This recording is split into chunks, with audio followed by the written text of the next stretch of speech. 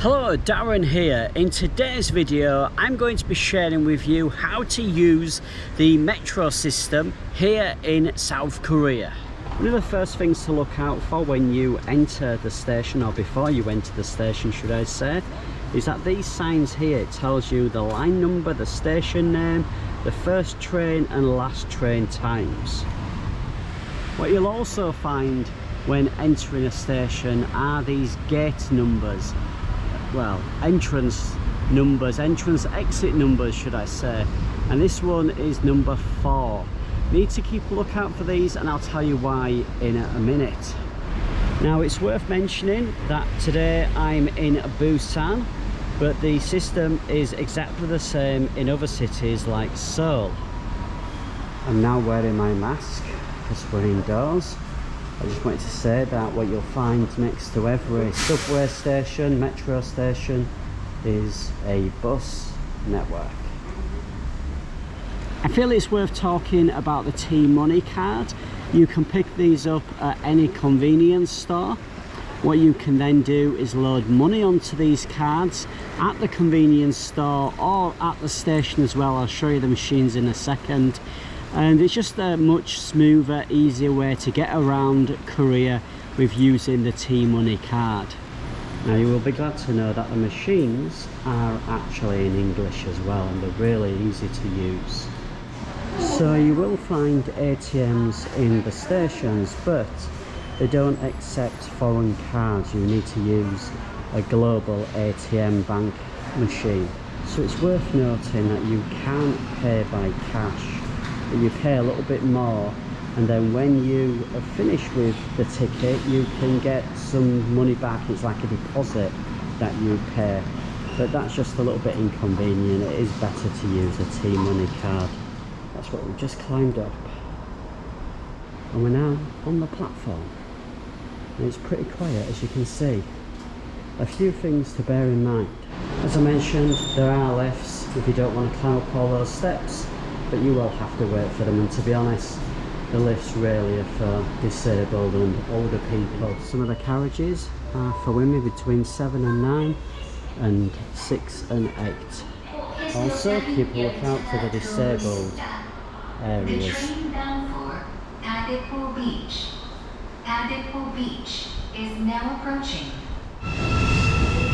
So it's the train just going now. I didn't want to film inside the train just because of privacy.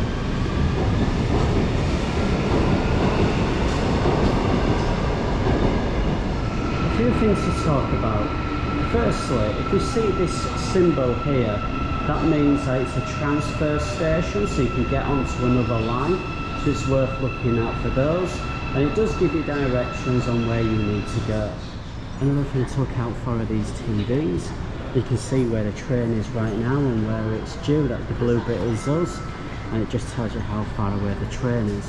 Something to bear in mind is that some stations can be absolutely massive. Like this place, I think has got 16 exits. Now Google Maps is next to useless here in Korea. What I'm going to do is leave a link to an app that I recommend you download, and as you can see here, it tells you where you need to get off at the station. And as I said, there's a lot of stations on this line, on this particular, sorry, a lot of exits in this station. My commentary, apologies. And as you can see here, we've got one of these emergency covers if there's a fire. These are like the fireproof helmets and breathing apparatus. And there's lots of water in here as well, lots of essential emergency gear, and these are all over the stations. So as you can see, you do have guides directing you around it. It is easy to get lost, to be completely honest. Some of these stations are massive, but yeah, there's lots of guidance to help you navigate around. Thankfully, in some of the stations they do have escalators, and you stand on the right here in Korea. Some interesting artwork here as well. And lots of advertising. So as you can see, everything's really well signposted in English and Korean. So this is entrance exit number 6, We're at Busan Metro station. I'm out of breath of them steps. And it is station 123. And again, lots more information. This is mainly for tourists. You can see it's got tourist information on there. And it just tells you where you are and what's around in the neighbourhood. And there's also these screens as well. As you can see here, we've got entrance, exit 10 and 12. There's parking for bikes here as well. One item that I haven't spoken about, and I'm doing it against a noisy road, is the price of tickets.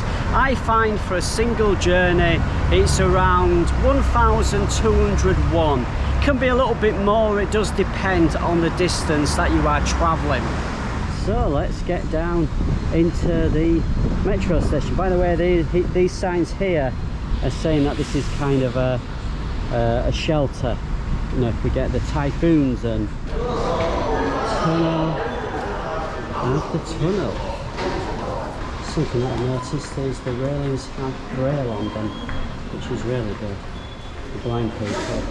As you can see here, we've got a convenience store, GS25, lots of advertising, clothes shop, more signs on the exits. As you said, 17 exits here, it's a big station. Lots and lots of advertising in the metro here. But these green signs, really easy to see to go in which direction. And also there's toilets in every station. You just have to look for the sign. I'm not going to share where the toilets are here because, yeah, that's a bit weird. What you tend to find is these signs here, and it tells you which direction to go depending on which direction on the line you want to go. I want to go here to Naver. In a lot of the bigger stations you'll have eating places where you can pick up some snacks, and you'll also have these lockers here as well. And all of the stations in my neighbourhood run alongside this beautiful stream.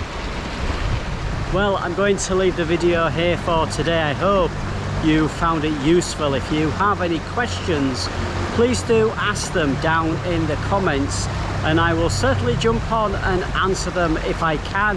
I'll also leave some links in the description to check out some of the apps I recommend you download. And the train is just running above us. See you soon.